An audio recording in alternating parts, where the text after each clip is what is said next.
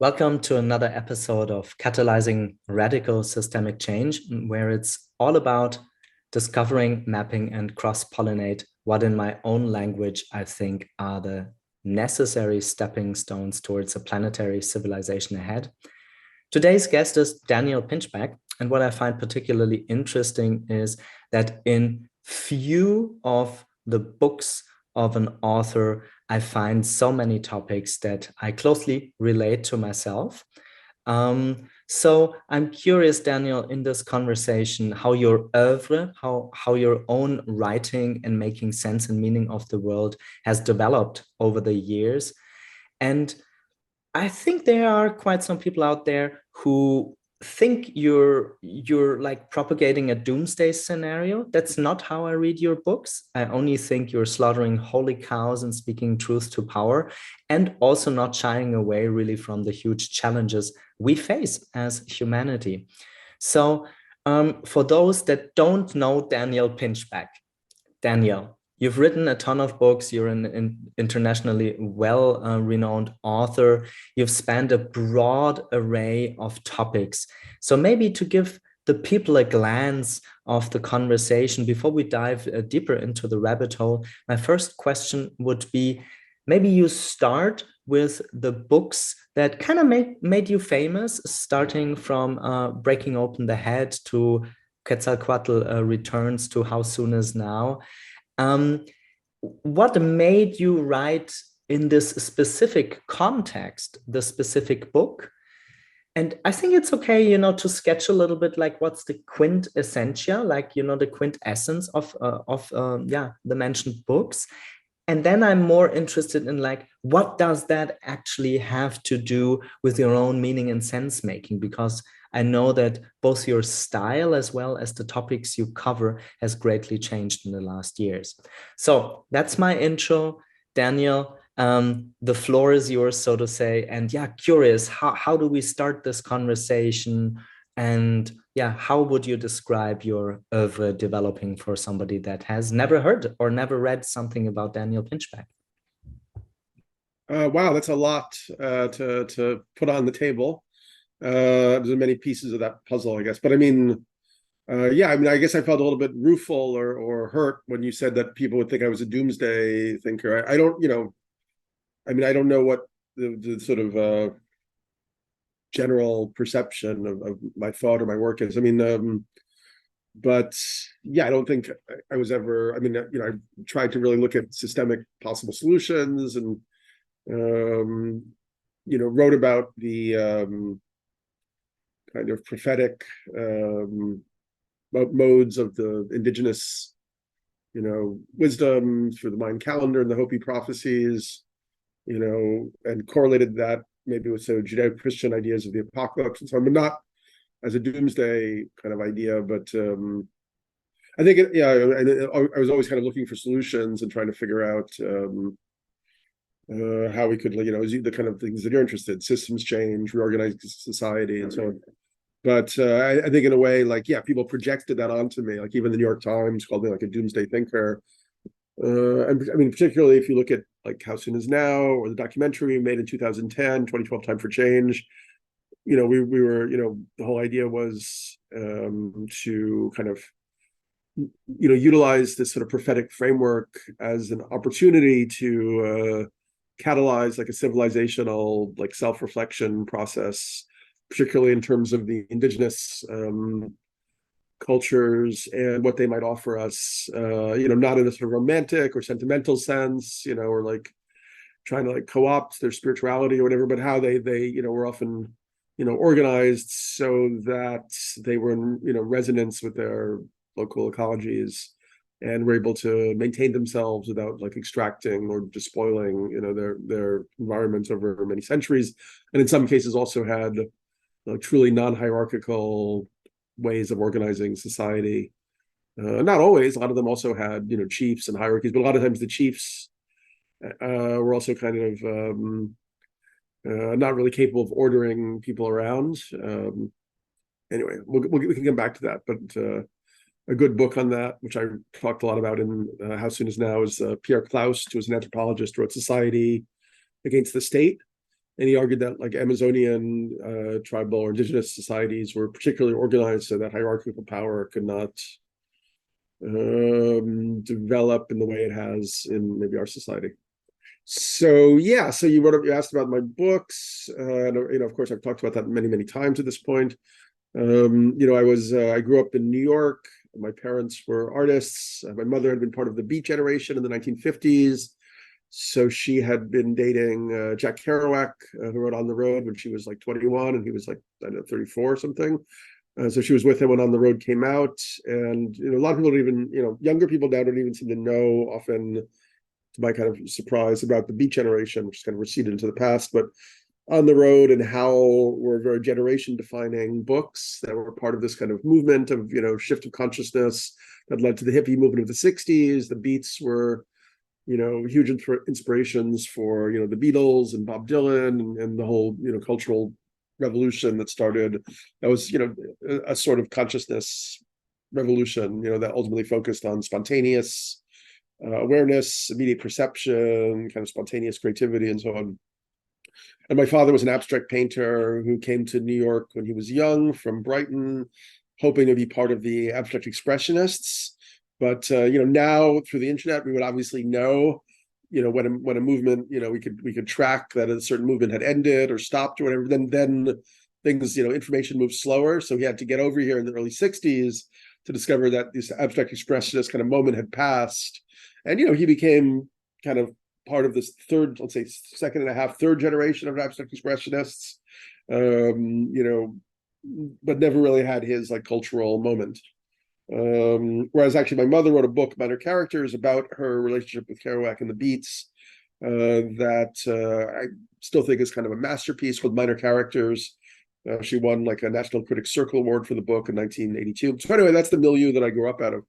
And then I, went to college. I always thought I would be a writer for some reason, and was kind of miserable in college, so I dropped out. And then I went into magazines. I was writing about art a lot, working as an art journalist. And then I had and then I also was writing like fiction, poetry. I edited a literary magazine with some friends. But then I had a serious kind of spiritual crisis, existential meltdown, I guess, starting in my mid to late 20s, where I just realized that everybody around me was including myself, was a complete, reductive materialist. We believed that consciousness was just a epiphenomenon of, evolution, like an accidental thing that happened because of, this weird process of biological evolution. And so that when we died, that was obviously the permanent extinction of any form of identity or awareness. So I realized that this was ultimately a nihilistic, atheistic worldview, and that it was actually, had many effects. One is that I think there was an underlying grief that everybody felt about their lives and the sort of meaninglessness of life that expressed itself in different ways.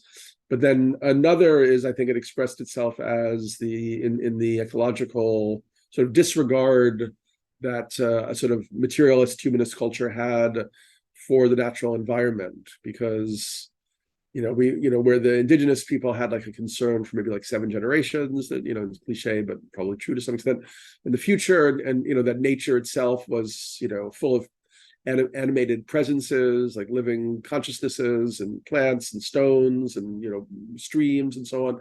We didn't really have that sense. We felt that we were these kind of accidental structures of self-awareness imprisoned in these meat suits, disconnected from our natural environment, and that once this existence ended, that was the end of everything. So I felt that I began to more and more feel that the ecological crisis and the sort of existential meaninglessness were deeply related, and that I had that also in myself. So then I remembered psychedelics from college, and I ended up going to starting to get assignments, because I was a journalist, to write about psychedelics. I went to Africa, to Gabon, and did the Iboga initiation. Iboga is like the longest lasting psychedelic. It's like a 25-hour one that is being used a lot now to treat addiction. And then I also visited the Amazon in Ecuador, which now many people have done. But then it was quite unusual. I mean, that was 2002, so I was sort of doing the research in the late 1990s, and that book, book Breaking Open the Head. I feel that book was a major catalyst for the,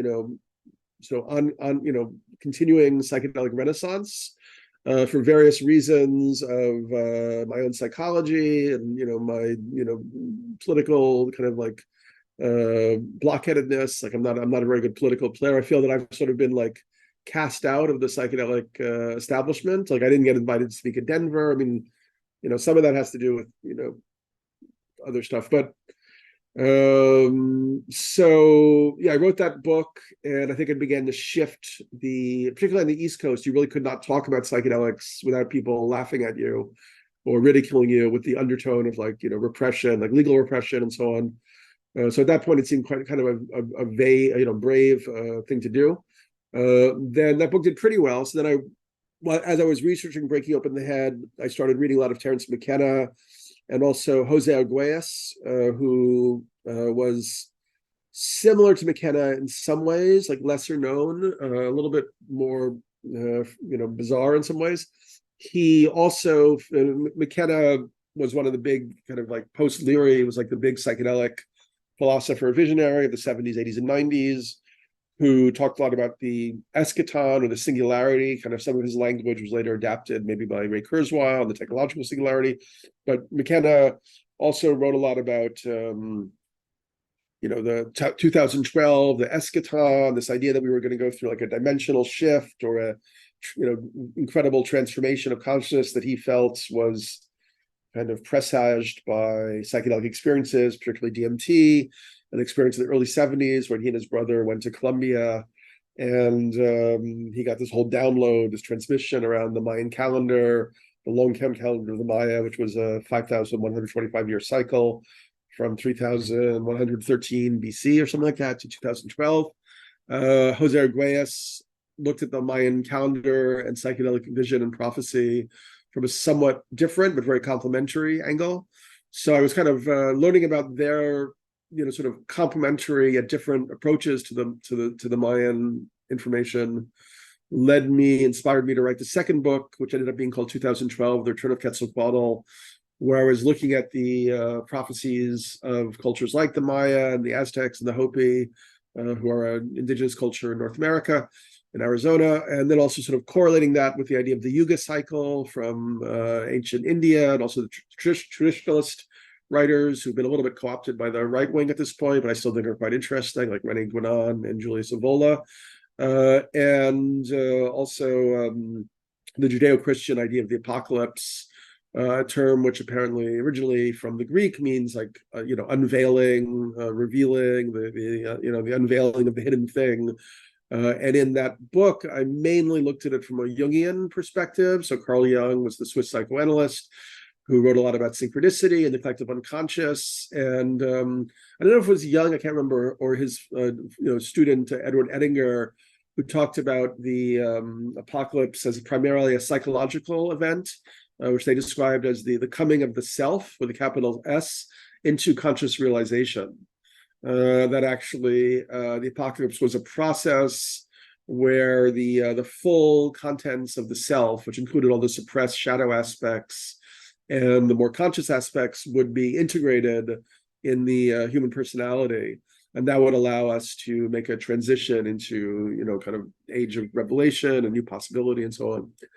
So yeah, I mean, I also in that book looked at like different philosophers like Heidegger and Nietzsche, and particularly Jean Gebser, who was an Austrian philosopher who wrote a book called The Ever-Present Origin. That was a big inspiration for Ken Wilber and Spiral Dynamics, which looked at the evolution of consciousness through different structures that Gebser kind of envisioned as different ways of relating to time and space. And so Gebser talked about structures that were in the past, or not in the past is not really the right word because it's not really chronological in that sense, but there was like the aboriginal or archaic structure where there's no sense of progress or history, then the magical kind of tribal consciousness, then the mythological structure of consciousness, which is like the ancient Maya or the ancient Hindus or the ancient Greeks, where there's this idea of like these mythical cycles. I don't know how much longer you want to go on and just keep chatting, but I can go on for as long as you want. Anyway, so I want you to finish. I think it makes sense that you finish the structures, and okay, then I tie into. okay. Well, anyway, um, yeah, so I covered a lot of material in that book, which I'm still, both those first books are my, I would say, my proudest literary achievements. Breaking Up in the Head, and the second book, 2012, we just republished as Quetzalcoatl Returns. So I think the 2012 in the name became a stumbling block for people to kind of reapproach it. Then after finishing that book, and I really looked at the idea of kind of that we're actually in this prophetic cycle. I still take that very seriously. Although I never predicted, as some did, that anything traumatic or catastrophic or amazing would happen directly on December 21st, 2012. I do think that if we look at the trajectory of the last, how many years is it now?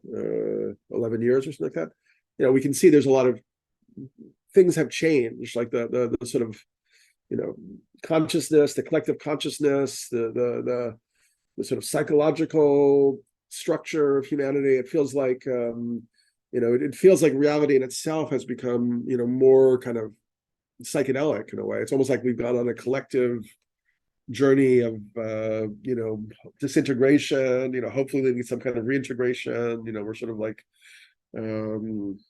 I really like this Ken Wilber book, Trump in a Post-Truth World, where he tries to understand how, the breakdown of what he talks about is like the green structure of consciousness has led to aperspectival madness and kind of this post-truth reality where we don't know what to land on. That we have to find a way to go through that to reach like another stage. So I see at least three rabbit holes. So let's unpack that a little bit. One rabbit hole. So what I first feel and sense is with the books, you have been on the forefront of cultural paradigms. So when I just look at Breaking Open the Head, I live in Berlin, or I lived there for a vast amount of time. And what's blatantly obvious is that psychedelics are kind of everywhere. You can buy them everywhere. They cost less than a beer. They're very high grade quality. Hundreds of millions of people are doing that around the world. There's a whole circus around plant medicine with all the good and the bad and the ugly sides. So I wonder, what are, from Breaking Open the Head, your own learnings and a critical yet appreciative view on the psychedelic renaissance? Because I think that how I sense your writing, there are reasons why you don't get invited to, let's say, big money events, Denver, psychedelics moving mainstream in more often than not, in a pretty normal business as usual, capitalism, haywire, extractive way. So that's rabbit hole number one, the psychedelic renaissance. And then because I have the feeling before we move into the more political aspects of how soon is now and conspiranoia, it's really good to stay on the insides of the human consciousness. That's like the one rabbit hole. And the second rabbit hole is, truth be told, when I read your book, in 2012, The Return of Quetzalcoatl, it felt off the charts exotic to me. And 10 years later, when I started to travel in Mesoamerica and suddenly became aware of these, let's say, caravan of conscious explorers and everybody talking about these prophecies, I was curious, but somewhat also at odd, because a lot of these ideas for me felt like very foreign. So there's like two different rabbit holes, one of which is, I would say, the psychedelic renaissance, and the other one is, how do we deal with prophecies? Yeah. So I wonder if we can, segment the conversation so that we dive deeper into, either one of the two rabbit holes before we move on to the, let's say, political aspects of your work and what ramifications that has. yeah, okay, sure. I mean, when I wrote Breaking Open the Head, even at the end, I kind of, wondered, if it would ever, break through into the mainstream. It seemed highly unlikely at that point. And there, it has been the heroic work of people like Rick Doblin and Amanda Fielding, who have brought it to this point. Yeah, but I guess I do feel, I mean, I have complex, mixed feelings around what's happening with the psychedelic thing. I guess. Tell me, please share it, because you're way more eloquent, and I'm happy to tie in. I have very mixed feelings about the third wave of psychedelics. I think the way that I see it looking forward is like thousands of AI supported very specific psychedelic type nootropics that can be mass applied to basically feed the masses and keep them calm and happy. That's one direction that I see going. That's the Brave New World direction. At its worst, that's definitely, I mean, I think that's less than 10 years ago, because they will prescribe it. People today take Prozac, right? They take all sorts of things. Ritalin is a complete mass phenomenon. So I think we're less than 10 years away that, like, yeah, again, hundreds of millions of people will like sedate themselves in a comfortable consciousness supported by certain psychedelic compounds that make them feel happier or smoother, that they have to care less about, let's say, the tragedy we're facing as humanity. That's definitely something that I would like to explore with you. Totally. Yeah, I don't know if it's hundreds of millions at this point. I would still think maybe it's tens of millions, but I could be wrong. But anyway, yeah, I mean, we've just seen that unfortunately capitalism is a very efficient structure for kind of taking anything that might be dangerous or threatening or counteractive to the sort of prevailing order, and somehow transmuting them, and in the 60s, these were such a radical disjunction that society finally just, stopped it and clamped down on it, because it was inspiring, many of the kids to not want to move into the sort of corporate world and wanting to like go back to the land and create like sort of ecological communities.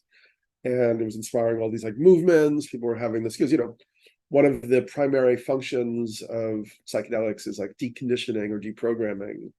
So suddenly you have this, it's almost like you see yourself through a mushroom's eye or plant eye view. And, you sort of understand that you're woven into this, biological matrix that a lot of like, culture and ideology are just programming. And that, potentially gives you a lot of freedom to make different choices, But what I guess scares me about, or not scares me, whatever it is. I mean, I'm not even fucking away, but what's happening now is like, as an adjunct of sort of neoliberal capitalism, there's a tremendous focus on like healing the self. The self is like the all important thing. So it's still the individual as this kind of like integer. And so this whole psychotherapeutic kind of construct has become, by far the predominant kind of idea that's being applied to psychedelics. That there are these great tools. I guess there's two pieces of it. Both fit into neoliberalism. One is that they can be spurs for having a creative advantage in thinking. So if you microdose LSD, you're gonna like, be able to like have new ideas and like come up with new marketing strategies or whatever. And the other one is that you can heal depression, anxiety, trauma on an individual level. So so then it becomes like the new wonder drug, like following on the antidepressants and so on, where it's still kind of interesting because in theory it doesn't fit very as well into capitalism, because with a psychedelic the whole idea is that you heal. You have 2 or 3 big experiences and you're done. Like the MDMA PTSD studies, where people did the MDMA 3 times, like these vets with treatment averse forms of PTSD, and they were cured, of the symptoms and of the disease itself. so they could just get back to their lives. Whereas with, these medications, you hook people on them for many, many years, and it becomes extremely hard for them to get off them. So it'll be, it is a different, in that sense, it's a different paradigm. But as you say, it may be that they figure out a way to tamp down the effectiveness, or turn it into a panacea that you use every day, every week, or something like that. That would be the likelihood, the sort of instrumentalization of psychedelics, into this sort of capitalist system. Yeah, so I mean, I was more interested in, well, first of all, the what's not very much discussed anymore, which really, still very much fascinates me, is the psychic, supernatural, paranormal kind of revelations that occur in psychedelics, or through shamanism or whatever, that really contravene, I guess, undermine the standard kind of the secular materialist realist kind of perspective on reality, and suggest that there's many other levels and many other dimensions to reality that we are not quite yet ready to come into contact with, or only very, very slightly. That maybe I mean, as I've been arguing, so for many years, I guess that consciousness is maybe the fundamental reality, and that we have as aspects of a sort of larger field of consciousness, more transformation is possible, and reality in some ways is more malleable, depending on the ideological structures and beliefs that we hold. So that idea really interests me. But then beyond that is also the set and setting. If it's not so individual focused, if it could be more on, as you're focusing, I guess, in the podcast, on systems change. Yeah, but all like Renaissance is necessary, as it's gone from small numbers to much bigger numbers. Maybe it's the necessary transition, for like a much deeper state change. It's totally possible. So I shouldn't judge it too harshly. I think, well, personally, I mean, there's a reason why we meet in the podcast. It's really interesting that my last guest was Al-Noor Lada, that you also know, and is a close friend of you. What I like about you and your writing is that you speak truth to power, and just because everybody now hops on the psychedelic freight train, so to say, doesn't mean we can't also criticize bits and pieces of the third psychedelic renaissance, which has a lot to do with mainstream capitalism or extractive capitalism. Yeah, just continuing the way it does, which is ultimately, again, asking the systems question. I wonder if it's a good moment to segue into the prophecies thing, because I see in between the prophecies and the next book, How Soon Is Now, a bridge, me personally, because the way I grew up personally was a lot with indigenous wisdom and the Lakota and wilderness training and stuff like that. And for me as a child, it was already clear that in a closed system, so if the earth is like a ball or something like that, or a bottle, that like, non-stop growth can't work. It's so simple that I think every 7-year-old or 10-year-old child gets that. So how I read your book in How Soon Is Now, but I still want to stay with the bridge in between the prophecies, is that ultimately, for whatever reason, we as humanity are in a collective initiation process where we will become more and more aware that we as a human species are paving our way towards self-extermination. We're not saying killing everything on the planet, even though we could kill most of it, but the planet would take 100 million years or 200 million years or whatever, and then just digest us in the civilization and even the toxic waste of whatever nuclear weapons. But certainly we as a species are doing like the best possible, by any ways we can measure, to move towards a road of self-extermination. So I wonder, within the prophecies and leading to the next book, How Soon Is Now, what is the nucleus of the argument that you bring out in How Soon Is Now? So how can we as humanity grow up? Are there ways of becoming aware and a different pathway ahead for us as a species? There seems like a few questions there, which we can get to. But I mean, I tried to do in How Soon Is Now was to think about a model for the level of system change that would be necessary. The projections of scientists from years ago are actually being outpaced by the speed of change, the speed of warming, and so on. Because I'd been, exploring this idea of prophecy and looking at it from all these different angles. But I didn't think that I would somehow become an agent of prophecy. I was more like a journalist. And so then I had a direct experience of transmission, during an ayahuasca session and working with the Santo Daime in Brazil. And then for a week after, I had a kind of like, it seemed like another voice, like speaking intermittently in my head. You need to write this down, and then giving me this whole text, which I incorporated into the book.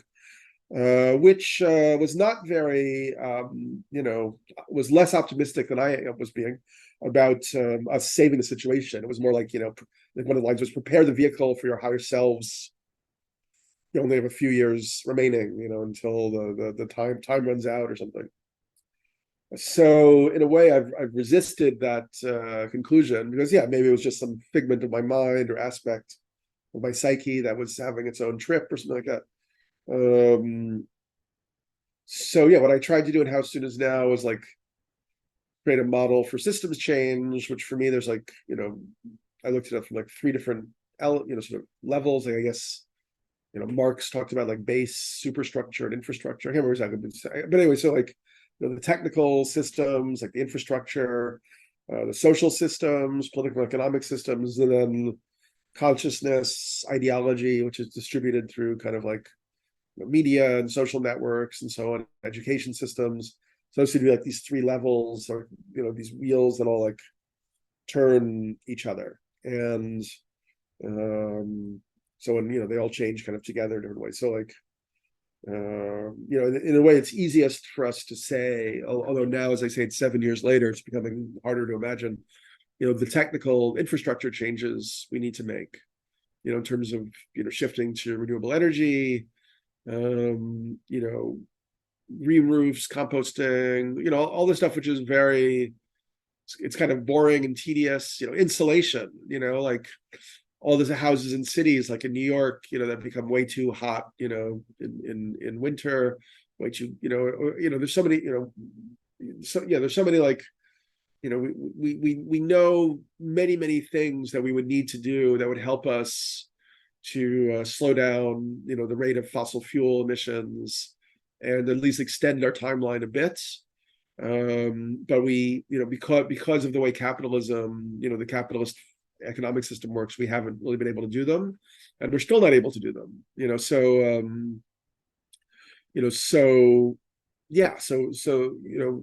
So all the technical structural changes we would need to make, like for instance, if we wanted to, begin to extract a lot of CO2 from the oceans, like the oceans are acidifying at a tremendous rate. They're like 30% more acidic than they were 40 years ago. And that's leading to the breakdown of the coral reefs, which, threatens the whole ecosystem of ocean life. You could create like massive aquaculture, huge like kelp farms that would like leach out a lot of that excess CO2. But that, would be like 6% of the oceans would have to be used for that. And so, it's not really an easily financially sellable project. So stuff like that. I mean, shifting to public transportation, putting hard limits on the amount of flying and fossil fuel consumption that people use.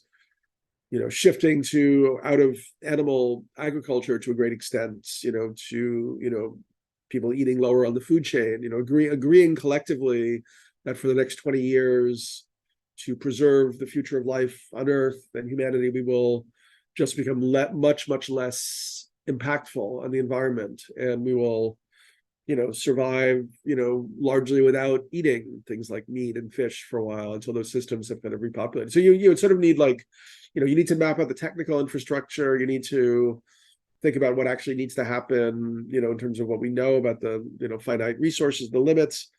And then you need to redesign the social, political, economic systems so that can happen. But to do that, you also have to, engineer a mass change of consciousness, which also could be done. Like if you had like a Fox News, like a global network, or Facebook, that was amplifying, these other messages every day, every minute, you could feasibly think about how, we could undertake some kind of large scale shift.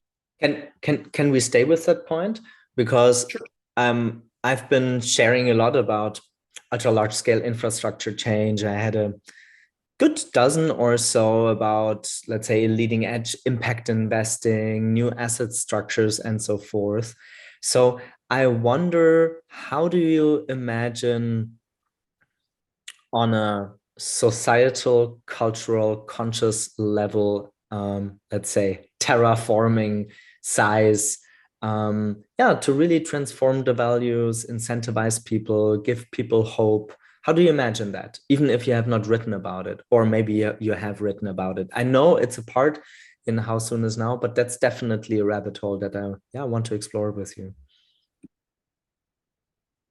I'm not sure what you're asking exactly. Um, you were just mentioning that you think it's feasible to Yeah. mass engineer collective consciousness, incentivize people to change their minds, their behavior, give them hope. Yeah. If something like a big news media outlet, something like Fox News or Facebook, would I don't. really amplify these typology of voices. I don't think it can be done simply as a top down. I mean, in How Soon Is Now, I looked at like Murray Bookchin's work, like the social ecologist who wrote The Ecology of Freedom, and like Hannah Arendt's book on revolution, where she describes, this sort of natural kind of participatory kind of aspect, democratizing aspect that people have that's sort of suppressed by the liberal like nation state. So, I mean, I still honestly tend to think that, what I tried to put into practice a number of years ago, I had a company, a nonprofit called The Evolver. Well, the company was Evolver, and then we had the Evolver Network. And so we were attempting to create like a very streamlined template for volunteers to create like local communities. Because a lot of people, they just need some kind of structure. It's too much to do it on your own. Like you might feel that, it would be good to have, but so you need something to plug into, so what would be like, the minimum like light infrastructure that would help people to feel part of a, planetary field of engagement, but also start to work in their localities or bioregions, whatever. So at one point we had like 60 or 70 local groups, and the idea was to keep, every month have these events where we looked at different facets of what we could see as like a new paradigm, and then have these groups, depending on where they were drawn, to kind of innovate and explore things like, we in Baltimore we had a group that incubated a local currency there called the B Note, which was kind of based on the I can't remember what it was called now. Shoemaker Institute had developed a model for a currency that keeps money within a community, like flowing around the community rather than being extracted to like large scale enterprises. We had a community in Long Beach, which developed a kind of hour for hour currency, like a trading time currency. And then we had like in Atlanta, we had a group that was doing an annual, kind of permaculture based festival and so on. So like, yeah, I think the idea would be to, have the toolkit and then, work with the, local communities to build, centers of local culture. And for me, it doesn't even seem like brain surgery. I just don't understand why it's not being done. I really don't. I mean, I think it has to be positive. Like it has to give people, like young people, that you have like people who are, very far left or punk rock, who are, attracted to like Extinction Rebellion. But Extinction Rebellion is a very, and I love it. I'm friends with Gail and Roger, who started it, doing a lot of great things. But the title in itself has a lot of negativity. So I think it's too negative for people. So that's why our thing was called Evolver, but it could be like Thrive or Flourish. It can't be corny, but it has to be some kind of brand that expresses this idea of like a greater future potential. And that kind of pulls together this sort of new paradigm that, includes investigation of consciousness, like understanding, the time is like initiatory in a positive way. To me, it was so obvious. It's still so obvious that that's what we say. I don't understand why it's not being done.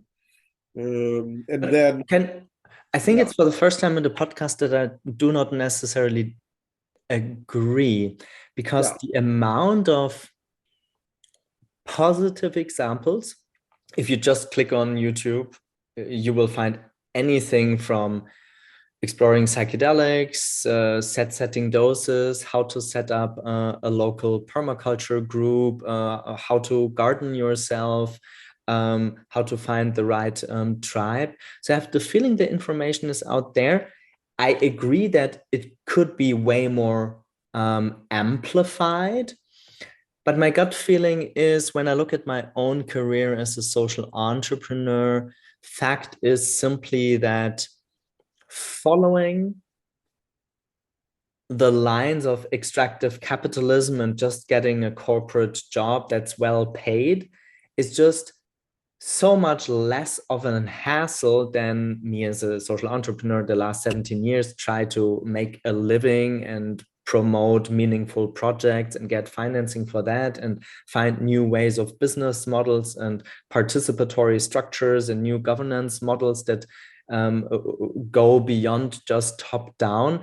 So I have the feeling, albeit many people get inspired, it's ultimately the vortex of society at large with the dominant paradigm of neoliberal capitalism that, yeah, often people, I think, they resign or they do a job and support a nonprofit, or they spend some money to support an organization, but they continue their normal jobs. The same is true, in my humble opinion, for most of the people that I see having very revelatory healing experiences in the psychedelic renaissance. I would say most of the people, some people that listen to that won't like it now, many of those quote unquote burners out there, when I look at most of them pursue very normal day jobs. They work for big corporations. They are aware that this doesn't really make a positive impact, but trying to make a positive impact really takes a toll on you. It really asks you from your innermost to step up and try something that has not been done before, trying to come up with new ways that, have not, you can't follow somebody. So that was my reply. So um I'm a little bit losing the thread here, but what I'm trying to find out is, because you were saying, why I is just, I not just, more of that organized, you know? no, no, no, no, I'm not saying more of that. I mean, because I don't think more of that is enough.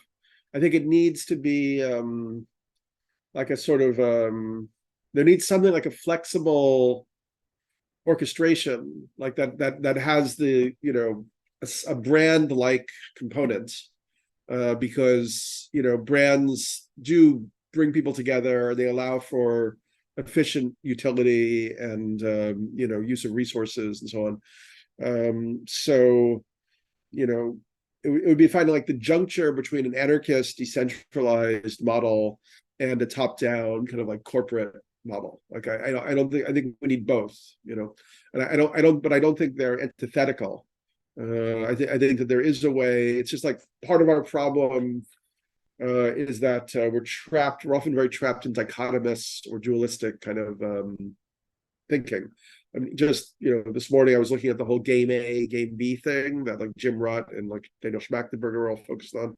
And it just feels like, you know, kind of an annoying dualistic kind of idea that you have this game A that was everything up till now, and, you know, was based on quote unquote rivalrous dynamics and competition and violence. So that's all bad. So we have to end game A. So then we have to, you know, move into this totally new thing, game B, which we can't really define yet because we're not in the state of, you know, consciousness or resonance or fields. It's just this very abstract. But, you know, these guys who are talking about it, maybe they're the ones who deserve the funding to, you know, get us to game B. I feel that this is like, you know, it's a slow, it's a stuck approach. And actually, what we should do is be like, okay, like, you know, corporations are extremely efficient, extremely powerful. People have a natural desire to be more participatory and exploratory.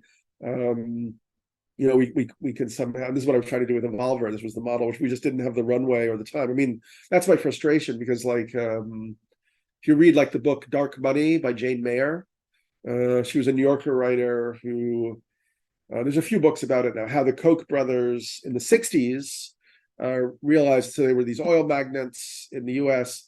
They didn't like the direction of US society. They didn't like there was more civil liberties, that there was better social services, there was more public education. And they were like, how are we going to stop this? And they put on their corporate tactical strategic hats. And they were like, what do we need to you know, turn the tide, to shift society in the other direction? And like, okay, well, this is what we need to do. We need a lot of money. So we have to bring together our you know, friends and collaborators who have a lot of money. And then we have a war chest. And then we need to develop a strategic plan, like a corporate takeover that's engineered over decades. So they first had a number of micro conferences with very wealthy people until they'd all agreed that they wanted to, you know, move towards libertarianism and Christian kind of like fundamentalism and anti-abortion and so on. Then they're like, what are we going to need to do over like 20 or 30 years? This is like, we're in here for the long haul. So then they're like, okay, we're going to need to, you know, the left has academia.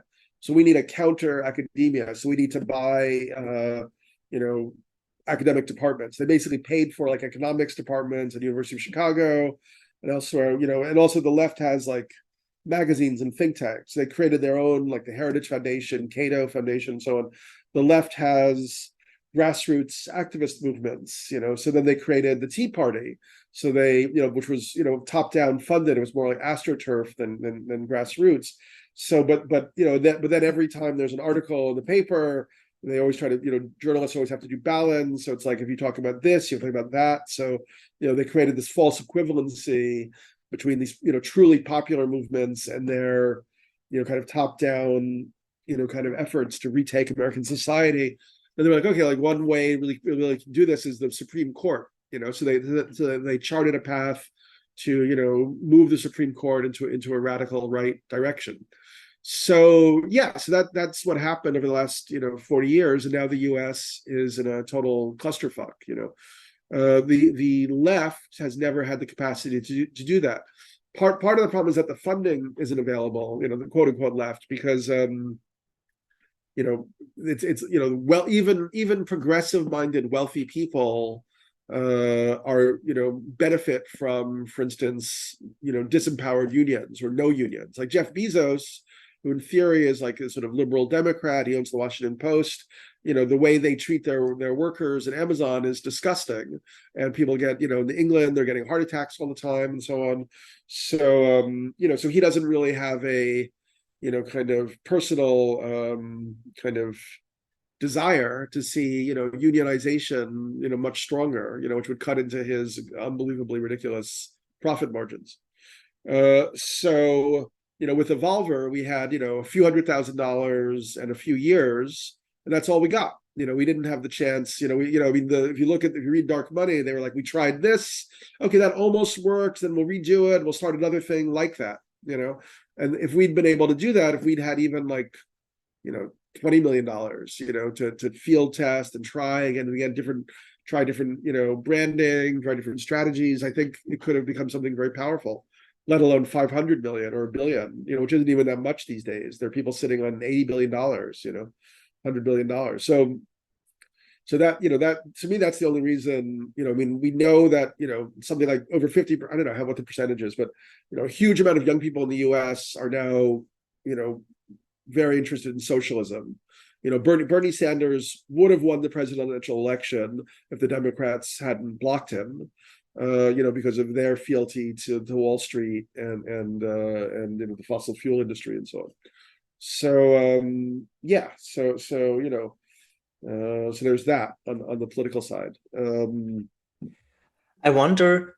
So first of all, I don't disagree. I really have the feeling, for whatever mystical reason, the dark side of the force, dark money, the alt-right are way better organized and way better funded. Hence, we see what we see in politics at large and the prevailing paradigm being criticized. But I mean, there are a lot of cracks in the system that are like systemic, because we're running out of resources, and NATO can't bomb every single country on the planet. But I wonder, when you say to move beyond dichotomies, what could that mean in terms of breaking up the dichotomies of, let's say, left and right? What could be the equivalent for the force for good when we were talking about like dark money and big sums? Why don't you think that large scale philanthropy would be interested in supporting with a big check a next iteration of Evolver? Yeah, I mean, I feel cautious around good and evil rhetoric. Maybe a way to think of it is more like on a, kind of evolutionary, paradigm. In How Soon Is Now, I looked at this concept that Lynn Margolis and talked about. She was one of the founders of the Gaia hypothesis, that essentially life is actually based much more on cooperation than competition. And over time, cooperation outcompetes domination and competition. And an example of this is our own bodies, right? So like, many millions of years ago, there were microorganisms that were competing in the environment for scarce resources. And some of them figured out how to join together and create more complex organisms or organs. And that's really what our body is. It's like this consilience of like millions of microorganisms. They figured out how to zip themselves up into this more complex structure. A tree is obviously a much older organism than a person, and a tree is like a miracle of symbiosis and cooperation. It's got fungi, bugs, worms, snakes, birds, insects, whatever. So it provides shelter and opportunity for a huge host of other organisms, without actually, kind of harming, the environment in any way. I think we want to see, we want to see this sort of cooperative, symbiotic systems, win out. And there's a little bit of urgency because, yeah, we're pressed with this sense. But I mean, if you look at it, Lynn Margolis talks about in Microcosmos that it's actually in the worst crises that the breakthroughs occur, that suddenly these microorganisms figure out how to, work together to build new complex structures. So it's not, impossibly, unlikely that's also the case for us, that as the pressure really builds, we're going to have to figure out how to make those new cooperative, organisms, I'm trying to follow the argument. So did I understand rightly so that instead of the dichotomy, let's say good versus evil, left versus right, we as a human species have to go to the very edge of competition, which ultimately leads to self-termination as a species, to find that pivotal initiation moment of finding out collectively, okay, we're now doomed to fail, better to do something together. Yeah, not exactly how I would say, but yeah, I mean, that's an option. It's a, you know, and we're you know, I mean, um, you know, that could be the way it goes. I mean, we're already, I mean, you know, but also things are complicated. It's also, we're already in a system of like tremendous invisible cooperation. You know, like, you know, if you go to a coffee shop and you get a espresso or, you know, latte, you know, the beans are coming from Africa, the cup was made in China, you know, the soy milk is coming from Belgium, you know, the fuel is coming from Russia, you know, so it's actually, we are in a global web of cooperation. However, that web of cooperation is still kind of contained within a economic system that you know, is based on cutthroat dominance in a way, where, you know, a corporation has to basically just satisfy you know, the short-term financial needs of its shareholders, so has to you know, kind of pursue that no matter what. Yeah, so I mean, you know, fundamentally, you know, ultimately we would have to change how the economic system is organized, right? But I think the way to do that is you need to switch on the population, and the way to do that is to create a sort of template for participatory communities to form rapidly across the planet that are in real time, you know, exploring these alternative paradigms and tools like participatory democracy, and also kind of acknowledging the importance of consciousness on different levels. And yeah, so in a way, what I was sort of envisioning with Evolver was a kind of overarching brand that ultimately could, you know, that might be structured as a corporation for a certain point, but ultimately might become something more like a community trust or something, a planetary community trust, that would allow for kind of the efficiency that you know, a brand like Apple or, you know, Nike or whatever has. But it was really the efficiency we organized towards the decentralization, the distribution, and the sort of well-being, you know, of the local communities. Like, for instance, to make a kind of transition, you know, on a planetary scale, people are going to need, you know, a lot of tools, and you know, like, for instance, you know, aquaponics, urban aquaponics units to grow your own food, or, you know, urban composting units, or you know, as I said, insulation, you know, obviously renewable energy, like all these tools, you know, could be, you know, maybe you know, maybe, you know, there could be a lot of, you know, short-term, in a sense, profit made on that to drive the success of the thing until it just becomes embedded into the structure, you know. I wonder, in the wild ride of our conversation and with everything that you have so far covered in your books and also in your essays, what is the piece you're currently working on? And I wonder, is there a why? Sure. I mean, well, at the moment, I'm actually writing you know, a sort of a series for my newsletter on conspirituality. There's a new book with that title by Matthew Remski, Derek Barris, and Julian Walker. They've been doing a podcast since 2020, where they're trying to understand the convergence of the alternative wellness and spirituality world, the yoga world, with QAnon and anti-vaccine hysteria. And yeah, I mean, I definitely feel that, you know, when I look back at like 2010, 2011, there was this sort of feeling that we were moving towards like some kind of like, you know, confluence, like some kind of consciousness shift was in the air, you know, and then there was a kind of a shared understanding. And, you know, somehow there was Trump and a lot of the sort of, you know, kind of people in the spiritual world or the neo or the raw food world began to gravitate towards QAnon and towards Trump.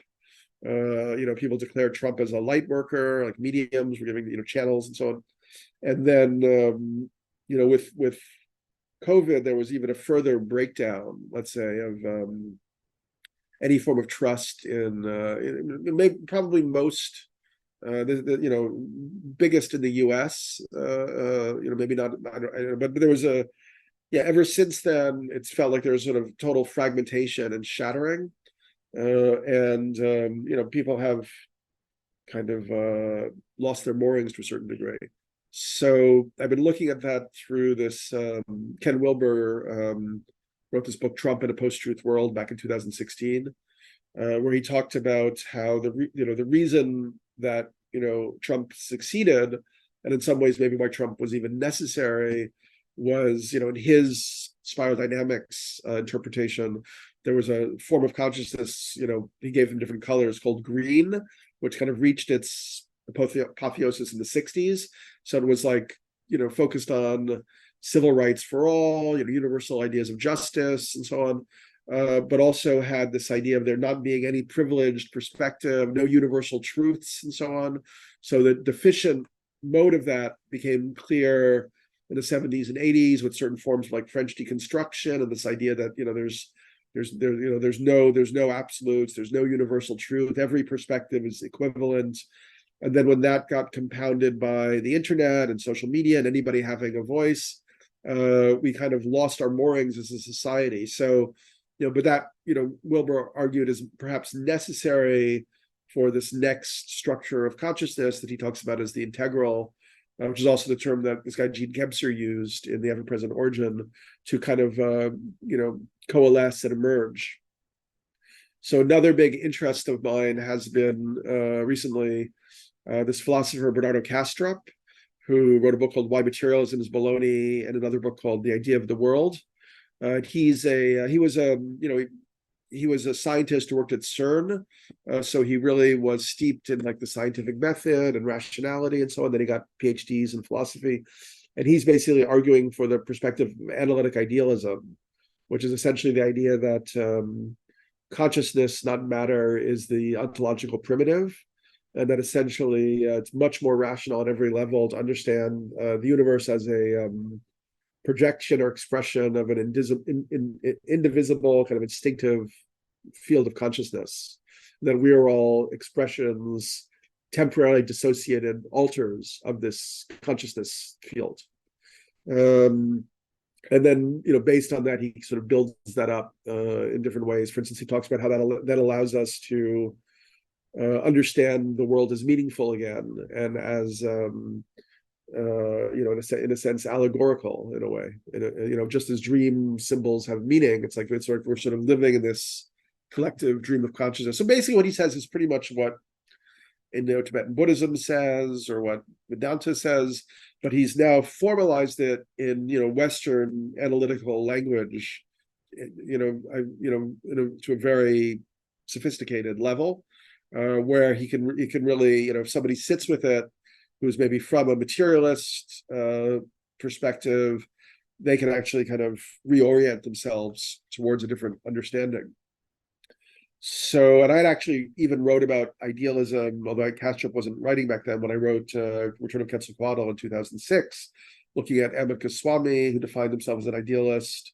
Amit Goswami was a quantum physicist who wrote a book. He wrote a manual of quantum mechanics, but he also wrote books like The Physics of the Soul and The Self-Aware Universe, where basically he argued for this idealist perspective and sort of understood that from a quantum physics perspective, you could even understand like subtle bodies, reincarnation, chakras, and so on. Like there could be a way of understanding these subtle energy systems, this kind of quantum phenomena, which I thought was super cool and interesting.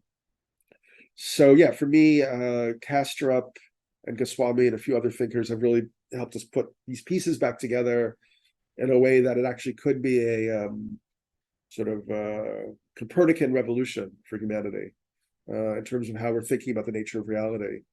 And this could potentially be a crucial element in this kind of transition to a different structure of consciousness, which might allow us to approach all of these sorted crises and problems we're facing with a different mindset. My question would be why? Why is that so interesting, specifically at this stage of your work, maybe also live, and also how you wrestle with what happens on the outside world? Because when you say basically analytic idealism is describing in a sophisticated way what Vedanta and most, I would say, Eastern philosophy, and certainly, as a matter of fact, any mystical experience shows or lets you experience. Why is that so important? And I mean, you were mentioning this as a Copernican turn. Why do you think this is so important? Yeah, well, I think we're still kind of in the wake of scientific materialism or kind of rational reductivism, and it is still the primary, ideological structure of our institutions, academic institutions, establishment media, government, and it's an atomizing perspective that also has underlying it this sort of tinge of nihilism, because it doesn't allow for there being, any other form of soul or spirit or anything that might persist, beyond this particular body mind form. So yeah, I think that it's a profound shift in perception and understanding that would allow people to approach their lives extremely differently, kind of initiatory journeys of the spirit, rather than just seeking, to win the rat race of material accumulation, because that's all you can do in a materialist consumer society. So it is, for me, the fundamental shifting point for the whole society. And it also allows us to do things that would be very radical and amazing, for instance, to kind of synthesize and integrate the various religions in a positive framework. So at the moment, like, in modern secular society, like Islam, for instance, is never even like discussed. If you're a secular rationalist, there's a sort of rejection of Christianity is sort of assumed. If we look at, sort of consciousness expressing and experiencing itself through all these forms, and all of them are kind of, projections of this dream that consciousness is having that have meaning, we can work our way around to an understanding of how the mythological structures of these religions actually work together and support each other, and actually provide, meaning for people on different levels. One of my favorite books on this particular topic is by Friedrich Schuon, who is seen as part of the traditionalist movement of the 20th century. He was a Sufi philosopher who wrote a book called The Transcendent Unity of Religions, where he kind of showed how, on an esoteric side, Judaism, Islam, Christianity actually mesh together with their different ideas of revelation and the sort of messianic return, and but they're sort of different orientations that have to do with different kind of cultural predilections. Whereas the Christian, the Western European Christian focus is a little bit more on sort of love. The Islamic focus is a little bit more like surrender or submission or whatever. But actually, they can be enfolded back together into a framework, and then we could actually potentially, break down these dichotomies between like a religious and a secular worldview. When I follow your argument, I want to move towards the end of the podcast. Is it that within analytical idealism you find East and West, mysticism and science united? Do you think it could really be a pivotal moment to break and open the heads of, I would say, scientific reductionist people? That's one point. And the other point, since you were folding your hands, do you also think that within analytical idealism, ultimately the dichotomies of, yeah, all the wisdom traditions or religious traditions could be united? Yeah, exactly both those things. I feel like, you know,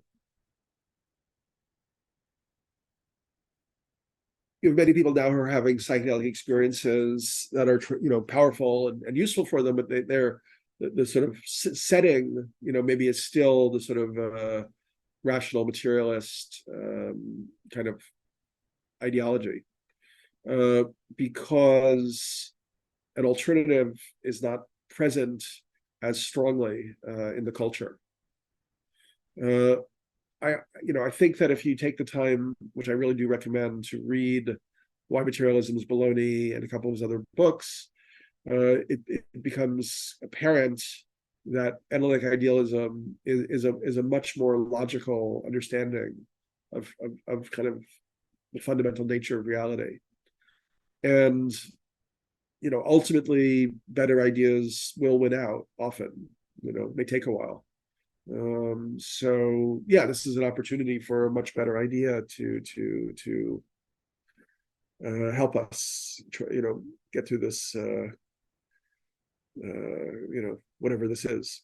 It's funny, it's so easy to say crisis, and when one sort of like immediately says that, but I think if you actually think about the lives that you and I are leading, they're like paradise lives, compared to how many people in the world have lived. Like, we get to travel everywhere, we get to eat great food, we can choose whether we do yoga or dissipate at nightclubs or whatever. I mean, it's I mean, we're very lucky. A lot of people are more trapped in the system for various degrees, but and I feel like and then we also have the concern around the ecological disasters that are coming. And I do feel that yeah, and that's, I guess, where we resonate, and why it was nice to do this talk with you. It's not enough for people who have the benefits of cultural or economic privilege to maintain stay in these bubbles. When I go to Ibiza, I feel a little bit like tragic in a way. Like, I feel like all these people are constructing this little paradise, these gated communities that are fantastic for them. But what about everybody else? I wish they would move to Detroit or something and work with inner city blackheads. And then I feel self-accused because I'm not really doing that, even though I'm in the East Village of Manhattan, not in the cathedral as we see behind me. But there's I mean, everybody has their own. I can't be judgmental. Everybody has their own way and their own part to play. But yeah, it feels like as Walter Benjamin said, for those without hope, hope is given to us, right? So I like that line. What else, Alistair? What else you want to talk about? Is this it? I feel this is it, at least for today. Yeah, thanks for the conversation, Daniel. Yeah, good stuff. Thanks.